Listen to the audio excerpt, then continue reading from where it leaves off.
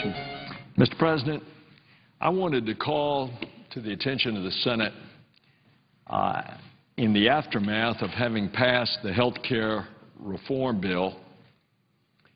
There was a great deal of consternation at the time while we were deliberating that Medicare was going to be cut. You'll recall that $500 million was cut out of Medicare over the course of a 10-year period. It was actually much more than that, but the amount that was being cut was considered to be a threat to Medicare. As a matter of fact, the fact is that when we passed it, that the Medicare cuts came from providers, often providers that stepped up and offered to have greater efficiencies and therefore Medicare savings over the decade. And, for example, the hospitals of America came forth and said that we will save $150 billion. It was actually, I said $500 million. I meant $500 billion, Mr. President. So one of the considerations in Medicare was that we were going to have to lean out the Medicare HMO program called Medicare Advantage. If you recall, back in 2003 when we passed what was then called the prescription drug bill, Medicare Advantage, the Medicare HMO, was actually given a bump up in Medicare reimbursement, some 14% over and above Medicare fee-for-service. And as a result, you had the great incentive to go into a Medicare HMO because the insurance companies, the HMO, were getting so much more per Medicare beneficiary. But the fact is that we saw on a long projected basis over time that it was going to be unsustainable financially for the U.S. government to keep giving a 14% differential to insurance companies over what the average Medicare recipient would get in Medicare fee-for-service. And so that was one of the reforms of the health care bill. It was to take that 14% differential and lean it down over time, but at the same time make it more efficient, make the health care benefits better by having a greater percentage of the actual delivery of that premium dollar go to health care instead of all the administrative cost and all of that of an insurance company. Well, I'm happy to report to the Senate that the Centers for Medicaid and Medicare Services came out last week with their new results on Medicare Advantage, the Medicare HMO program, as a result of the new health care bill. Nationally, the premiums for seniors on Medicare Advantage have gone down 4%, and the enrollment is up 10%. Now, that's a significant little victory coming out of the new incentives that are put in the health care reform bill, new incentives to insurance companies to improve their Medicare Advantage. Nationally, 4% down in premiums, but they're becoming more attractive, and so the enrollment has gone up 10%. Well, Mr. President, I'm happy to tell you in my state of Florida, where there is more Medicare Advantage enrollees than any other state, over 1 million, you know what the savings are to the beneficiaries? The premiums are down 26% in Florida, and the enrollment is up 20% because of the incentives, because of the health care reform bill. Now, what in this bill, in this reform bill, has given new life to insurance companies to want to improve their Medicare that causes the premiums to come down and the enrollment to go up? Because CMS has now instituted a series of incentives, financial incentives for the insurance company. And that is, if the insurance company boosts the quality of the service to its Medicare enrollees, then it will get a bonus per Medicare enrollee. And so, if it is rated as a 3-star or higher, each additional star gives more of a bonus and incentive to the insurance company to be able to respond to the fact that they have increased the quality. That's a really good thing. And you know, the insurance companies that are only rated 2.5 stars, now they have the financial incentive to get to 3 stars. And so what you have is a win all the way around. You have a win clearly for the enrollees, which are the Medicare beneficiaries, because they're getting better quality and their premiums have gone down in Florida by 26%. You have a second win for the insurance company because now the higher quality that it has, it's getting reimbursed from Medicare all the more as a reward for having a higher quality plan. And the third win is to the U.S. taxpayer. It lowers the overall amount that the U.S. taxpayer is going to have to pay as a result of the greater efficiencies in the Medicare program. And so, Mr. President, I wanted to come and share with the Senate this win, win, win, triple win as a result of us having passed the health care reform bill a couple of years ago. Mr. President, I yield the floor. And Mr. President, I would suggest the absence of a quorum. Clerk will call the roll. Mr. Akaka.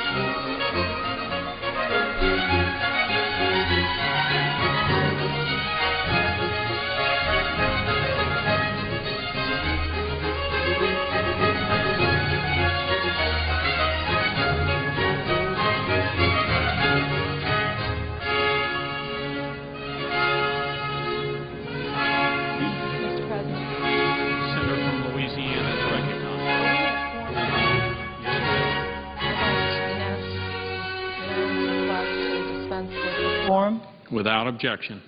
Thank you, Mr. President. I wanted to get here a little bit earlier this morning and was chairing a panel and was unable to get here, so I know I only have, I think, 10 or 15 minutes or so before the senator from Texas speaks, so I really appreciate the opportunity just to say a few words about our disaster recovery and the debate going on between the House and the Senate about that. Yesterday, the House was unable to find the votes to pass the continuing resolution, and one of the issues of debate is how and when to fund our disasters. So I wanted to, there are a lot of people following this debate, so I wanted to bring a few people up on a couple of recent developments. First, the Chamber of Commerce has submitted a letter to us strongly objecting to the House using the alternative advanced technology vehicle manufacturing as an offset to fund disasters. And I'd like to submit this to the record. It is a position that the Democrats and some Republicans have taken, that this is not the right way to go about funding disasters by requiring offsets. It's not necessary. It has hardly been done in the past. It has been, but it is not routine. It is not recommended for any number of reasons that I've tried to explain on the floor. But adding to that debate now is the Chamber of Commerce saying that is not the right offset to use if you're going to insist on finding one. Secondly, I want to push back on the argument that the House position will provide enough funding to just get us through the next couple of weeks. That is only partially correct, and I want to be very clear. When people say, well, we can just go ahead and pass the 2.65 that they have in for 12, which is an extension of last year's number, and then the extra billion that they put in for 11, and that'll sort of get us by the next couple of weeks. Let me be clear. It will get FEMA by. It will fill up the Disaster Relief Fund, which is running on fumes today. We're now down to $227 million in the fund, the lowest balance in recent memory. It will provide a small amount of money relative to the core budget, $226 million. But I want to be clear. There's no money in the House approach for agriculture. There is no money in the House approach for community development block grants, zero. And there is no money for the economic development grants that chambers of commerce all over the country in areas and counties that have been hard hit use to help their communities and their businesses get back. I just left a small business hearing, and the fact is that after a disaster, whether it's in North Carolina or California or Florida or Louisiana, and Mr. President, this is very sad, particularly in these economic times, about 70% of small businesses never make it back. So at a time when we're trying to create jobs in America, help Americans get back to work and strengthen their business, the House wants to pass a continuing resolution with zero money for these economic development grants that the chambers of commerce and other conservative organizations, as well as non-political organizations, believe are very effective. So please, if you're going to vote for the House position on this, please don't go home and try to pat yourself on the back and say you took care of disaster victims. You might have filled up the FEMA fund temporarily, but you have not left here doing the job that I think that we need to do. And the third point, and I know my time is running limited here, but I want to really push back on this House comment last night by several that we've offset disaster relief before. Yes, we have, but not, to my knowledge, in the immediate aftermath of the storms. As these things have gone on over years, for instance, like 4 years after Katrina, we were trying to find money to rebuild one of our big military bases that collapsed. We funded that through defense, and we found an offset. But that wasn't within the first couple of weeks of Katrina. That was after 4 years, and we couldn't find the money, and we really wanted to find it. And so there are ways that you can offset it sometimes in the distant future. But I'm going to remind people that after Katrina, in the first 3 weeks, the federal government funded $66 billion without an offset.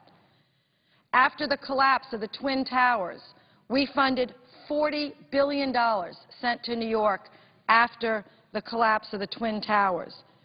And after 2004, which was a very terrible year for Florida, this Congress sent $2 billion within a few weeks of 4 hurricanes hitting Florida. And had we not done that, that state would be in a very serious economic downturn now, never could have recovered from 4 hurricanes in 1 year. They didn't hit Louisiana. They didn't hit Texas. They didn't hit Alabama. All 4 of them hit Florida.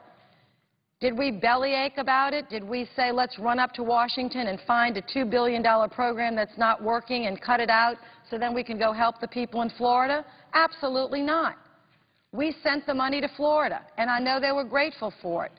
That might be one of the reasons Senator Rubio, who wasn't in the Senate but now is voted for this position, because he knows, he remembers. So I don't know what the House is going to do, and I most certainly don't think we need to shut the government down over this debate, but it is a very important debate to be having. And I'm proud to be leading the effort, along with many Democrats and some Republicans, saying that after and in the aftermath of a year that was one of the worst on record, why some of the Republicans on the House side believe that we've got to find the offsets now. And I hope that the House will stand strong and beat back that position, because it's not right today, it's not going to be right tomorrow, and it's not right for the future. And I just hope that we can prevail. Now, later on, when we're looking to figure out how to pay for all this, we have time over the next year or year and a half or 2 or 3 or even 4 years as we work on moving our deficit down. All of this is going to have to be paid for eventually. But I believe very strongly that we must not think that it's okay to get into a pattern of, when disaster strikes, instead of opening up shelters, instead of giving people immediate relief, the first thing that the leadership of this country does is run up to Washington and try to gut several other programs overnight or quickly or without thought before we can fund disasters. It's just not the way we should operate. So I thank the Chair. You're being very considerate, giving me this extra time, or a little extra time, and I appreciate my colleagues. I know others want to speak. But again, we have a whole document here that I've shown before of projects in all of our states that have been absolutely shut down because we've run out of money. The only programs that are being funded are real emergencies on the East Coast. Everything else in Missouri, Louisiana, California, Texas have all been shut down to fund what's happening on the East Coast. This is no way to run a railroad. Thank you very much, and let's get disaster relief now. I hope the House will reconsider their position. I thank the Chamber of Commerce for coming out strongly to remove that offset. And again, let's see if we can find some money for USDA, for Agriculture, Community Development Block Grant, and Economic Development Block Grant. If they insist on doing it 6 weeks at a time, which I don't agree with, at least put a little bit more money for these other programs so we're not shut down, and we'll come back here in 6 weeks or 8 weeks and figure it out. But I thank the Chair and yield the floor. Morning business is closed. Under the previous order, the Senate will resume consideration of H.R. 2832, which the clerk will report. Calendar number 166, H.R. 2832, an act to extend the generalized system of preferences and for other purposes.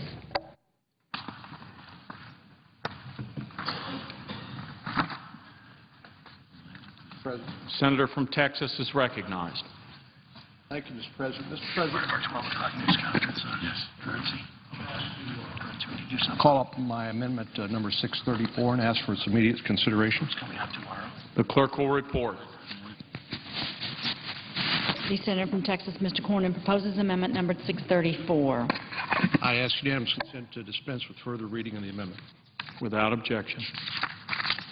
Mr. President, yesterday I came to the floor and spoke about my intention to offer this amendment, which is now pending before the Senate, which would require the United States government to sell 66 F-16 aircraft to the government of Taiwan, pursuant to our responsibilities under the Taiwan Relations Act of 1979, passed with bipartisan support of the Congress and signed into law by President Jimmy Carter.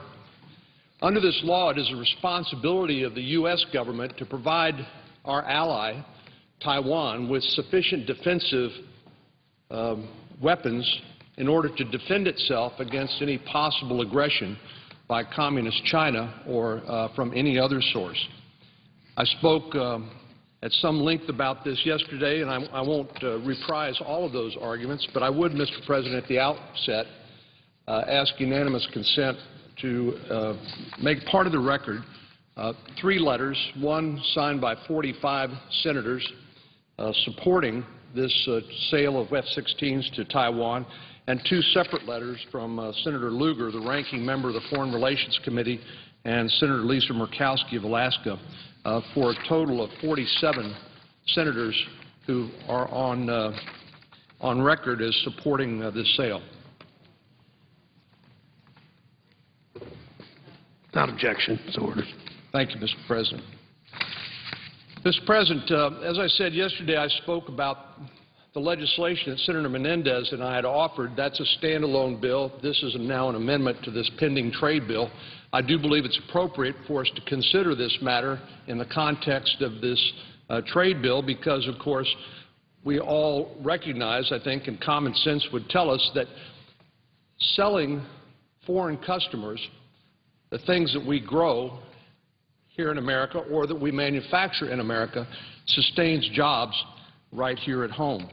And indeed, we've circulated among various offices what the impact on jobs would be all across the country when it comes to the sale and manufacture of these F-16s. A lot of jobs would be created here in America at a time when unemployment is intractably high and unacceptably high. But that's not the main reason why I believe that this amendment is so important.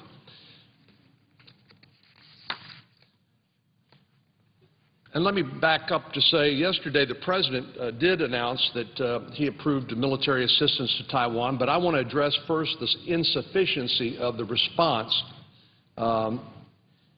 Yesterday, Congress was officially notified by the Defense Security Cooperation Agency that the administration had approved a retrofit for 145 F-16As and Bs aircraft that Taiwan already owns. So this is not unprecedented. We've already sold Taiwan A and B version of the F-16, but as the administration acknowledges by saying that these need to be updated and retrofitted, these are older aircraft and need to be modernized in order to be effective. There's no question that these upgrades on existing 145 F-16 aircraft is necessary, but it's not sufficient to deal with the air power needs of our Taiwanese allies. And you can see by this chart that the disparity between what China has, the People's Republic of China, about 2,300 operational combat aircraft versus 490 operational combat aircraft owned by the Taiwan government. But what I think the President's the President's decision fails to acknowledge is the fact that many of the aircraft being flown now in Taiwan by the Taiwan Air Force are French Mirage aircraft, which are some 20 years old, or American F-5 aircraft, which are were first delivered in 1975 through 1985, but which are now virtually obsolete. And it is for that reason why the sale of these additional 66 F-16C and D version aircraft is so important to replace those obsolete French Mirages and F-5s.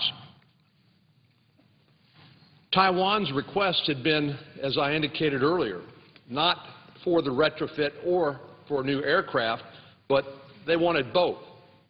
And the administration should have approved both. And that is exactly what 47 members of this Senate, a bipartisan letters that I have admitted into the record that would encourage the administration to make the right decision and to do both. But since the administration chose only to go the retrofit route for existing aircraft, I think it's important for us to send a message and to exercise our authority under the Constitution to compel that sale. But there's a bigger point that I'd like to make here as well. America's credibility in East Asia and beyond is at risk by the administration's decision yesterday. The President spoke at the United Nations earlier this week and addressed many priorities of U.S. foreign policy. And I'm not going to respond to each one of them because it was a 40-minute speech. But my point is the success of U.S. foreign policy in every region of the world depends on the credibility of the United States government. Whether or not we stand by our friends and whether or not we keep our commitments, or whether we will abandon our support for other democracies like Taiwan. The answer to that question is of enormous interest, not only to the people of Taiwan, who we pledged in this 1979 law, the Taiwan Relations Act that I mentioned earlier, but also to the people of Israel, to the people of Eastern Europe, to the people of Japan and South Korea, and to the fledgling democracies now in Iraq and the people of Afghanistan, to people who are suffering from oppressive regimes all across the world who want the same basic freedoms we do and who share our values in self-government. What kind of message does it send from America to these friends of freedom? What kind of message has the administration sent by denying our ally, Taiwan, the military assistance that they need and that they've requested? And what message can the United States Senate send to reassure our allies in Taiwan, as well as people watching everywhere around the world with our credibility on the line? I just want to reiterate, Mr. President, this is a bipartisan matter. This is not a partisan issue at all. Republicans and Democrats alike have supported the Mutual Defense Treaty signed by President Eisenhower in 1954. And the Taiwan Relations Act was supported with bipartisan support and signed by President Jimmy Carter in 1979, and it remains the law of the land. That states specifically that the United States will provide to Taiwan the defense articles necessary to enable Taiwan to maintain sufficient self-defense capabilities in furtherance of maintaining peace and stability in the Western Pacific region. Now, we know that the United States military has been stressed by repeated deployments in Afghanistan and Iraq and commitments around the world. So why in the world wouldn't we want to improve the capacity of the Taiwanese government to defend itself and reduce any potential burden on the United States in the process? Well, I want to remind my colleagues what sufficient defense capabilities means. This is part of a memorandum from President Ronald Reagan in 1982, and I think it's worth reading. It is essential that the quantity and quality of the arms provided Taiwan be conditioned entirely on the threat posed by the People's Republic of China, Communist China. Both in quantitative and qualitative terms, Taiwan's defense capability relative to that of the PRC will be maintained. That was the understanding of Congress, that was President Reagan's understanding, and that was our explanation to the Chinese government to reassure them about the purpose for these military sales, to provide a defensive capability, not an offensive capability, but a defensive capability.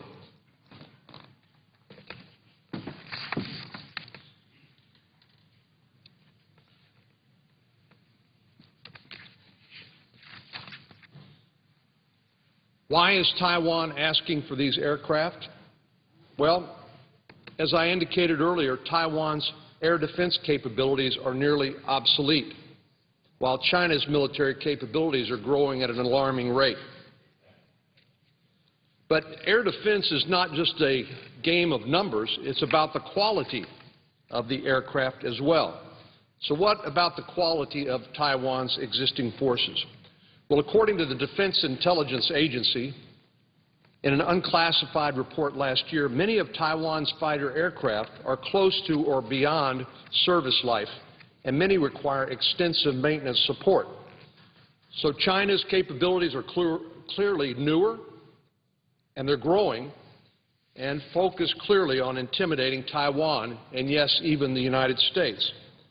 China's official press agency reported in March that the People's Republic of China will increase its military budget this year by more than 12%. That's on top of an increase last year of 7.5%. But the Pentagon estimates that China is not being transparent with regard to its military spending. In fact, China's official and public budget of $90 million is far less $90 billion is far less than the $150 billion that they actually spend. So who does China intend to intimidate by this growing military power?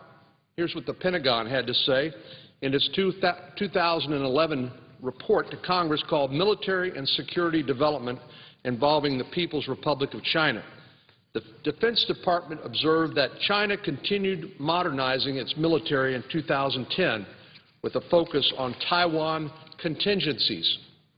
The Pentagon also noted that China's Air Force will remain primarily focused on, quote, building the capabilities required to pose a credible military threat to Taiwan and U.S. forces in the Middle East, close quote. Some say we shouldn't look at our policy with Taiwan in a vacuum, and I agree with that. We should look at it in the larger context, both of the region and our strategic relationship with China. We know that many of China's neighbors in that region are concerned about the military buildup and the increasingly bellicose rhetoric from the government. Last year, China claimed the South China Sea as a core interest, which unsettled Vietnam and the Philippines and Indonesia and other nations in the region. China has renewed its long-running border dispute with India, and it continues to be an enabler, as we know, of the nuclear threat, frankly, in North Korea. We know that Pakistan's defense minister publicly discussed the possibility of China building a naval base in Pakistan, which is already home to a new strategically important port at the mouth of the Gulf of Oman. So it is important to look at the impact of China's growing military strength and its bellicose rhetoric on the whole region, because, frankly, the disparity that I pointed out earlier between the People's Republic of China's capability when it comes to air power and that of Taiwan is a destabilizing influence in the region. And why in the world would we want to create a destabilizing condition in that region as opposed to a stable one? That's in our best interest, and that's in the best interest of our allies. Well, you can tell that the Communist Chinese government is trying to intimidate the United States, frankly, from living up to its responsibilities.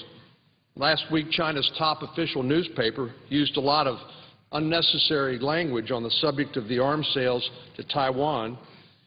They called those of us on Capitol Hill who are supporting this madmen and said we were playing with fire and said there would be a disastrous price if we continue to support our allies in Taiwan. Well, they would like nothing better than for us to turn our back on our allies in Taiwan. just like other bullies around the world would love for America to retreat and to pull back in our support for self-governing peoples everywhere. But I don't think we want to send the message, I know I don't want to send the message, that the United States will give in to this kind of intimidation. We should pass this legislation to send a clear message to China and other nations around the world who are beating their chest and growing in military strength and posing destabilizing risks, that the real madmen are those who think that America will abandon our friends and allies and our principles and our long-range and long-standing strategic interest in the stability of East Asia. As I indicated earlier, there are a lot of people watching what we do on this. It would greatly reassure our allies and partners around the world if we acted in a responsible way consistent with our legal obligation under the Taiwan Relations Act, but which apparently the administration has declined to do. Many of my colleagues remember what President Clinton did in 1996. He deployed 2 aircraft carrier battle groups during the Taiwan Strait crisis then. That crisis developed when China tried to intimidate Taiwan once again on the eve of its first free presidential elections by conducting a series of so-called military exercises that included the firing of missiles just a few miles north of Taiwan. President Clinton responded by ordering the largest U.S. military force since the Vietnam War to deploy to the region, including carrier battle groups led by the USS Nimitz and the USS Independence. America's show of resolve and strength did not escalate that crisis. It diffused it, exactly what would happen here if we made this sale to Taiwan. And it would send, as that did then, a welcome signal to the region. According to an article in the current issue of Washington Quarterly, following that crisis, the region's confidence in the United States soared. Japan, Singapore, and the Philippines and other nations in the regions all bolstered their security ties with the United States. Isn't that what we want? If America is going to be an undependable ally, there's no real benefit to people aligning their interests with ours and joining with us in these sorts of strategic security ties. The Taiwan Strait crisis was one of the real foreign policy successes of the Clinton administration. But the authors of that same article conclude that forsaking Taiwan now will likely have the opposite effect. And, Mr. President, I want to return to a subject that I brought up earlier. In addition to our other interests, which are many, in having us seen as being a dependable ally to our friends and keeping our commitments, this bill deserves the support of the United States Senate for other reasons as well. In addition to our long-standing bipartisan consensus on Taiwan, the growing gap in military capabilities between Taiwan and China, China's aggressive behavior toward its neighbors in the United States, and America's credibility with our allies and free people everywhere, this is a jobs bill. This is a policy that creates jobs. If we sell this American-made product to our friends and allies who are willing to pay for it, and it won't cost one dime in taxpayer dollars, it creates jobs here at home.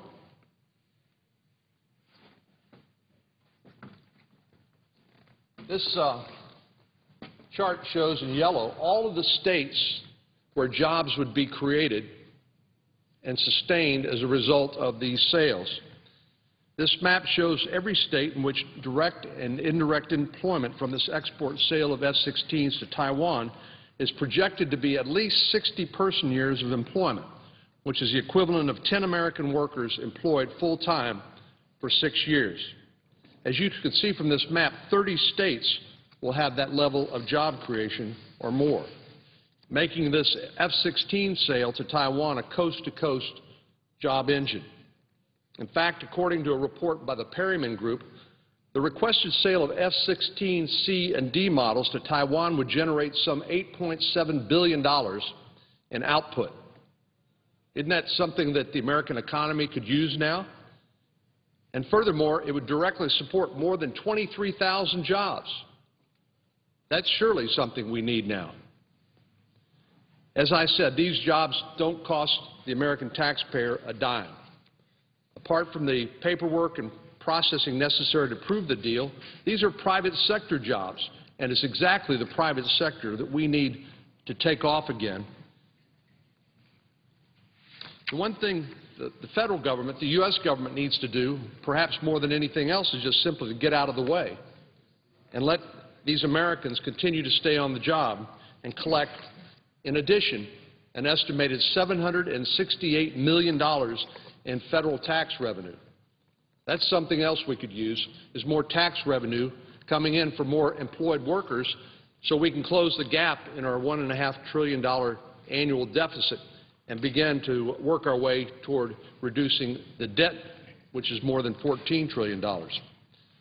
I want to thank, on a bipartisan basis, the senators who have supported this legislation. I would note that of the 47 signatories on the letters that have been made part of the record supporting this sale, that 13 are from our Democratic friends across the aisle.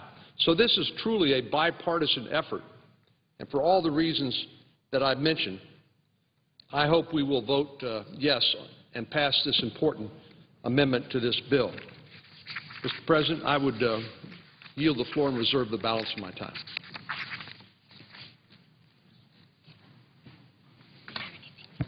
Who yields time? Would you like to?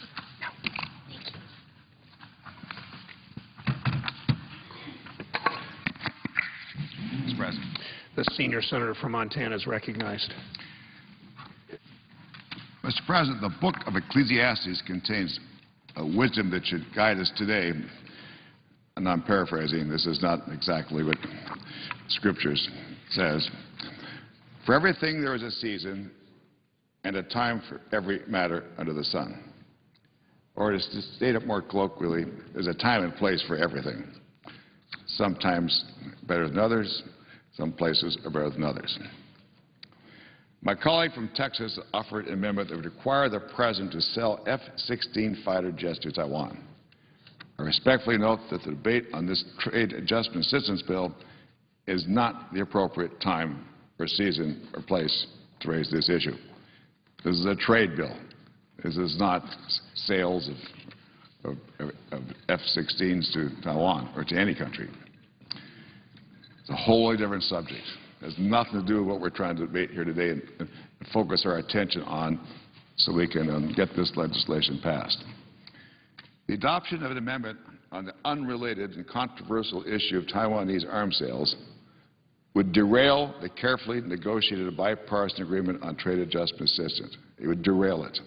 If this amendment were to pass in of itself, irrespective of the merits, it would derail passage of trade adjustment assistance.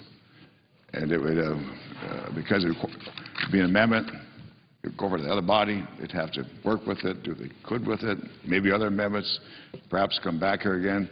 We have an agreement here, Mr. President, between the House and the Senate and the White House, that we pass both trade adjustment assistance and then we can pass some free trade agreements and everybody, most everybody wins.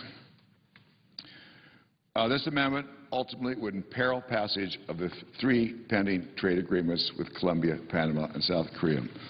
I know my good friend from Texas, I suspect, it's a bit presumptuous of me, but I suspect my good friend from Texas is very strongly in favor of those free trade agreements, Colombia, Panama, and South Korea. I know that a number of my colleagues on both sides of the aisle also support the sale of F-16s to Taiwan. But to paraphrase Ecclesiastes, this is an issue that should be debated another time. Not here. Another time. Just 9 years ago, Senator Cornyn introduced legislation on the F-16 issue that tracks the substantive language of this amendment. That legislation has been referred to the Senate Foreign Relations Committee, where it belongs. And that is, in fact, the appropriate way to deal with this issue, by consideration by the Committee of Jurisdiction. In the spirit of Ecclesiastes, I therefore urge my colleagues to save this issue for another day, where it's vigorously discussed and debated, look at the merits, see what makes sense, what does not make sense. But that is for another day, so that we should vote against that amendment at this time. It could be a very meritorious issue. I'm not passing the judgment of it, but this is not the time and place. If it were adopted, it severely jeopardize the passage of trade adjustment assistance and also the free trade agreements, which are strongly supported by many members of this body. Mr. President, I'd like to speak about two other matters. TAA, that is Trade Adjustment Assistance for Firms, is a small, Mr.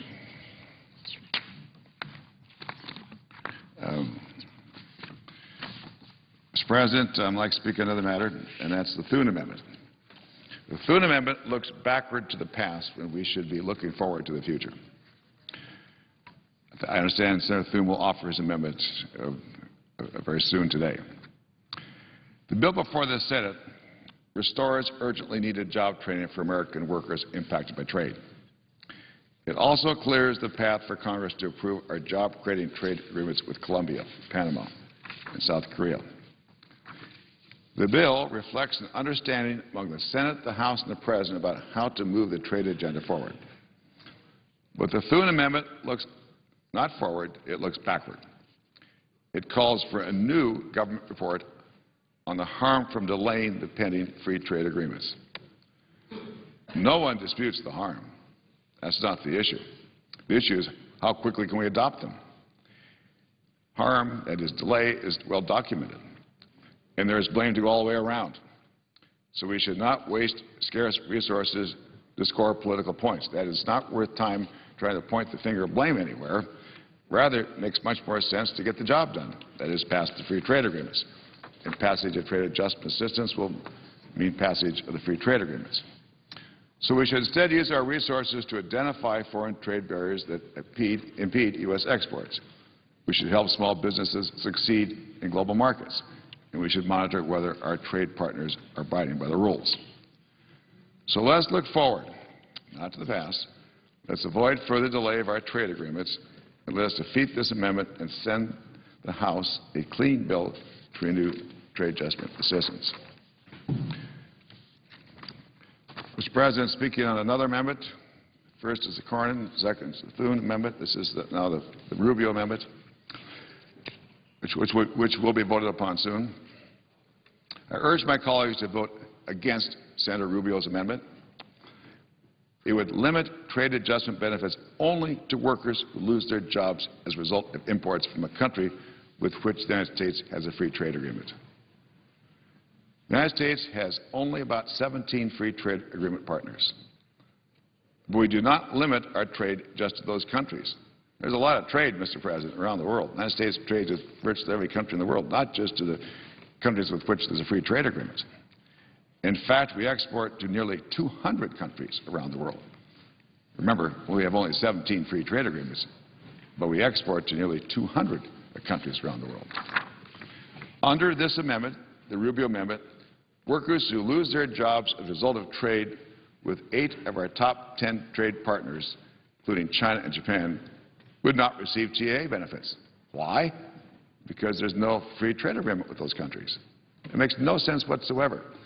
The effect of the Rubio amendment would say to workers around the country, if you lose your job on account of trade with China, you're out of luck. You lose your job on account of trade with India, you're out of luck. Only if you lose your job on account of a job lost to a country with which we have a free trade agreement do you get assistance. The Rubio amendment would significantly, therefore, limit the number of workers who get help under trade adjustment assistance. Why would we want to do that? Why do we want to do that at a time when 14 million Americans are looking for work? Trade adjustment assistance helps Americans get the important retraining they need to find good-paying jobs. And now is not the time to shut those Americans out. So for these reasons, and also because passage of this amendment, the Rubio amendment, would also jeopardize passage of the trade adjustment assistance and jeopardize passage of free trade agreements, I urge my colleagues to oppose that amendment as well. Mr. President, I yield the floor and suggest the opposite of quorum. Clerk will call the roll. Mr. Akaka.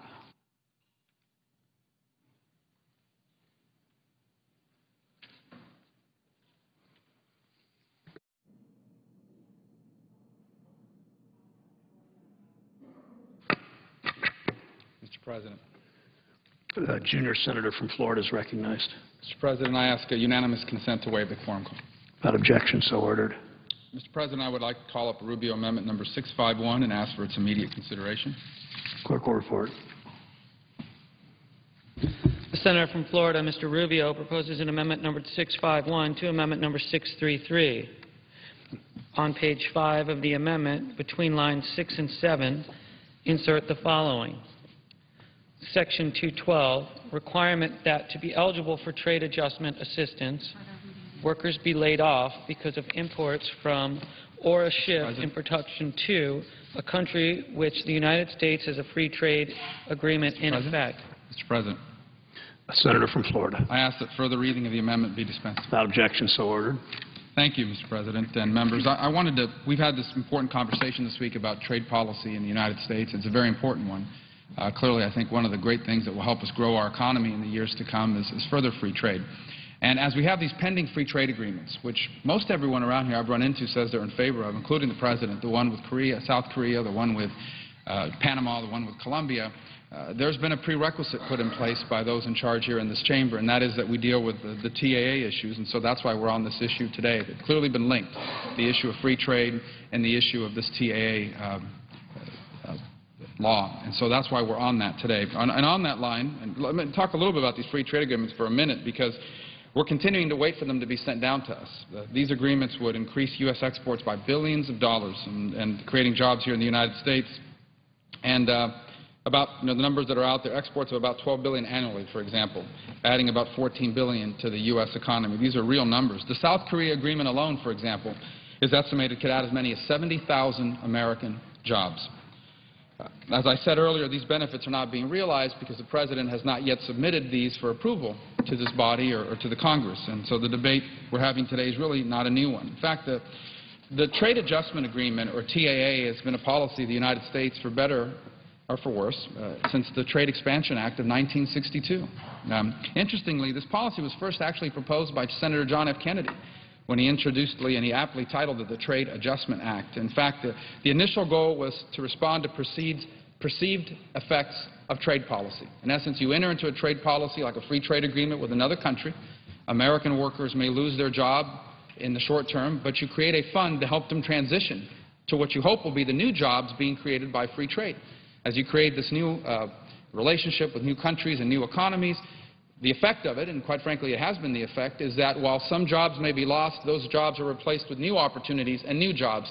And in the process of that transition between the job you once had and the job you hope to have here in the future as a product of free trade, you create this fund to help workers adjust from point A to point B. That was the purpose of it, and that has been the purpose of it. And that's why it's been included in things like the Trade Act of 1974. It was ushered in with the North American Free Trade Agreement under President Clinton. It was also included in the Trade Act of 2002, the last authorization of the Trade Promotion Authority so vital to promoting the free trade policies in the United States.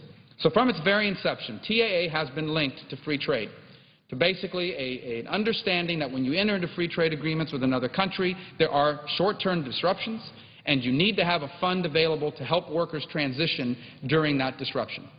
Very simply put, you have a job, maybe it goes overseas in the free trade agreement, but a new job is created in America as a result of that agreement, and we're going to help you transition there through this fund. That was always the purpose of it until 2009, when under the stimulus bill, that was changed and has been vastly expanded. And now basically, in order to qualify for it, all you need to prove is that somehow your job or the company you work for has now moved operations potentially overseas. And look, that's a big problem in America. It's a big problem in Florida. You go and you talk to people and they'll tell you we're losing our jobs, other countries are taking our jobs or having jobs going overseas. There's a lot of reasons for that. The first is unfair trade practices, and this body should address that, beginning with China, but other nations that unfairly deal with the United States, whether it's manipulation of their currency, whether it's dumping, whether it's all sorts of things that they do in those countries that are unfair. Not to mention the fact that some of these nations have absolutely no environmental regulations, no protections for their workers, their wages, incredible amounts of headwinds that we face with regard to that, and that should be dealt with. should be dealt with seriously through public policy, and it's something that we should look at. But that is not a temporary issue. That is a permanent thing. That is something that's ingrained and entrenched, and unless we deal with the issues involved in that and those unfair trade practices, no temporary measure like TAA is going to help us with that. We have to deal with that on a permanent basis. That was not the purpose of the TAA. The second thing that we need to deal with is some of the impediments we're creating ourselves. That's why I'm always encouraged when I hear bipartisan talk of tax reform, for example, things that will make it easier for people to build things in the United States and open businesses here, regulatory reform. Let there be no doubt that while there are significant currency manipulation problems and significant trade impediments in terms of unfair trade practices by other countries, some of the wounds are self-inflicted through a regulatory and a tax code that makes it difficult for people to do things, do business in the United States. And again, I'm always encouraged when I hear bipartisan talk of both regulatory reform and tax reform, because these are the kinds of things that can deal permanently with a permanent and entrenched problem.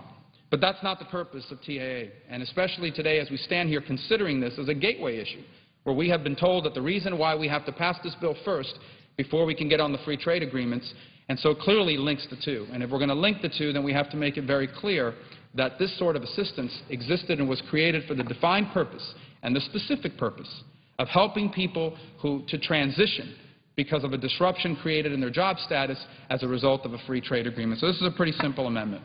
What it does is it basically says that this assistance is only available to those workers who lose their jobs to a country that we have a free trade agreement with, because this is designed to deal with the unintended consequences and the disruptions, the short-term disruptions, the temporary disruptions that might be created by a free trade agreement with another country. So that's what the amendment does, and I'm hoping to have the support of as many of our colleagues as possible in putting this program back into its historical purpose. With that, Mr. President, I yield the floor.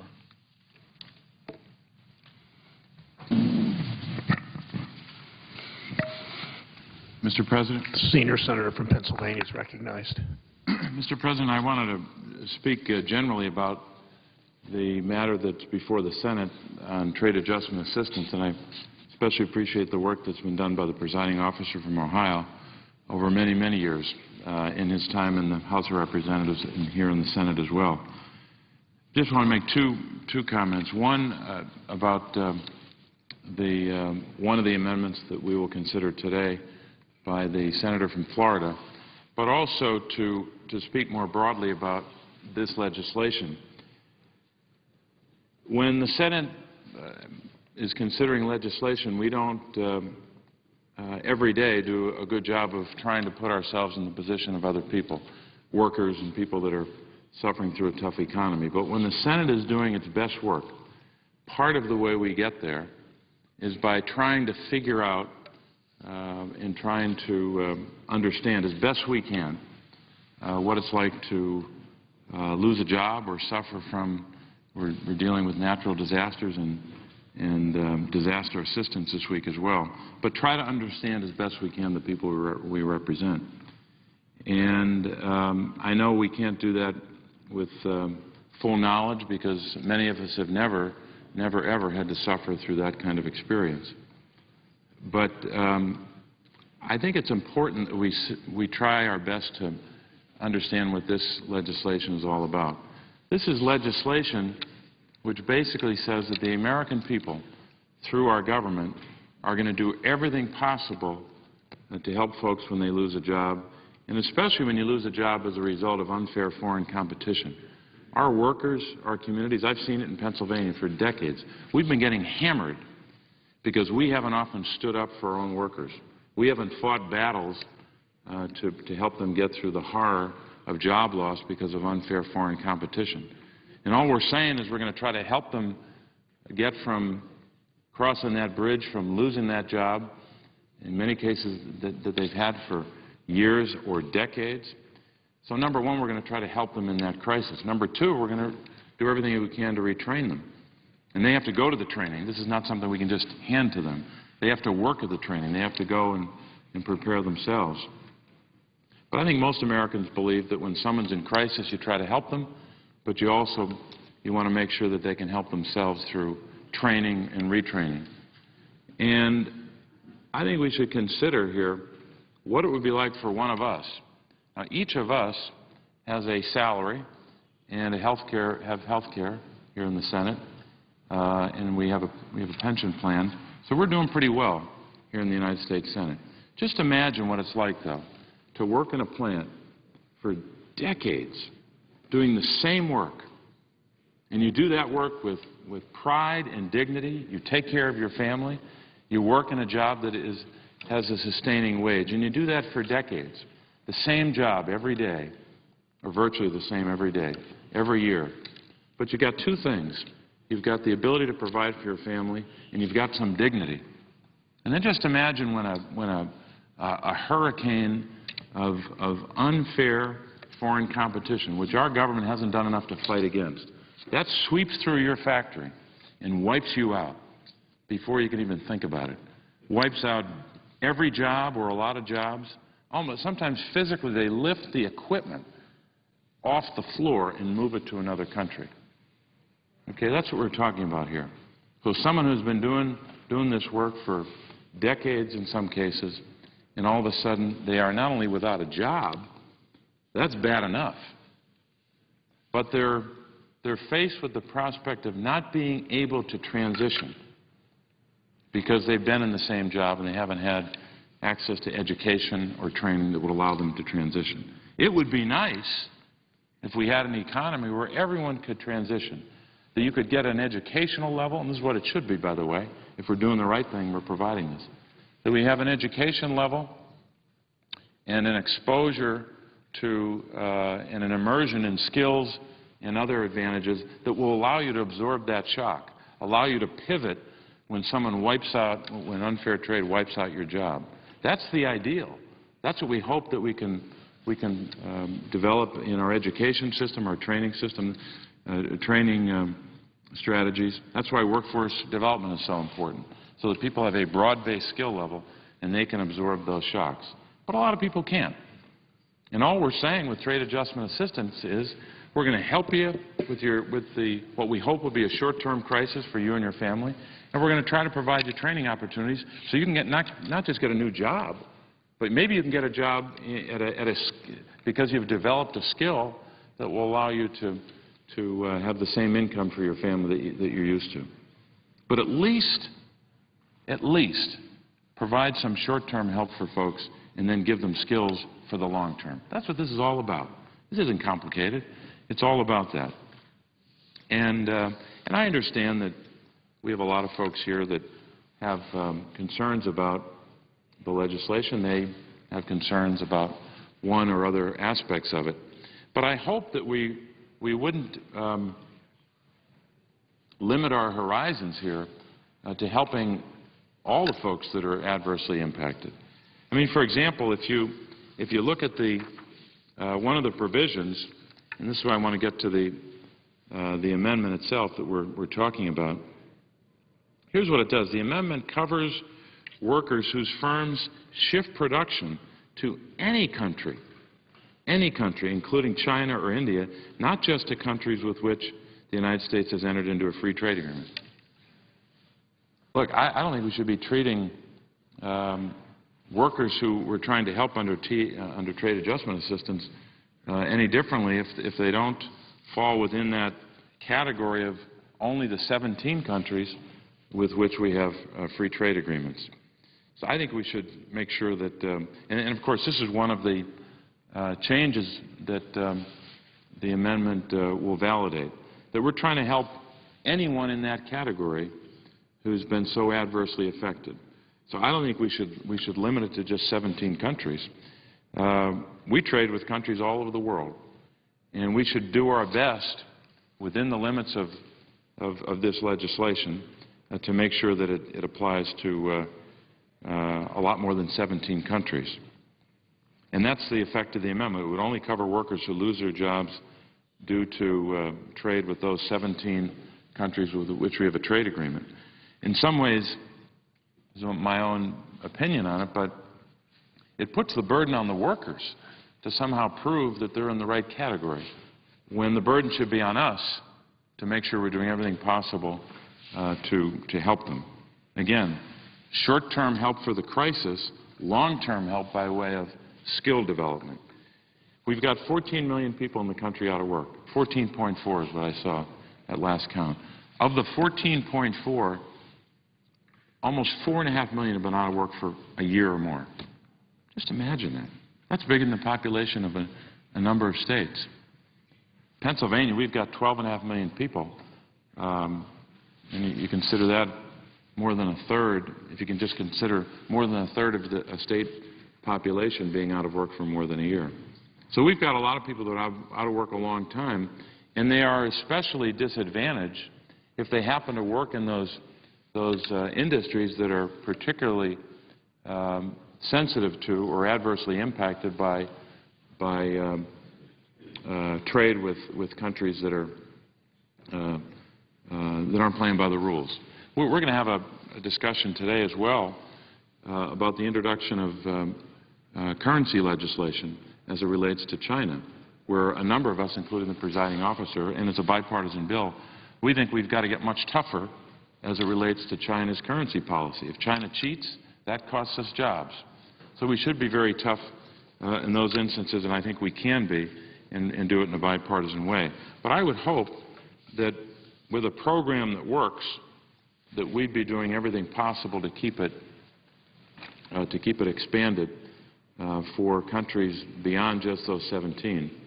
And I know that the senator from Florida is concerned about those workers, and I just hope that we can keep the provisions in place that protect all our workers as best we can, and not just start to limit it to 17 countries at a time when we really need help for folks short term with the crisis, but longer term with skill development, so they can transition and start a new work life, even if they're 45 or 50 or 55 years old. And a lot of these folks are in that age category. I would yield the floor. President.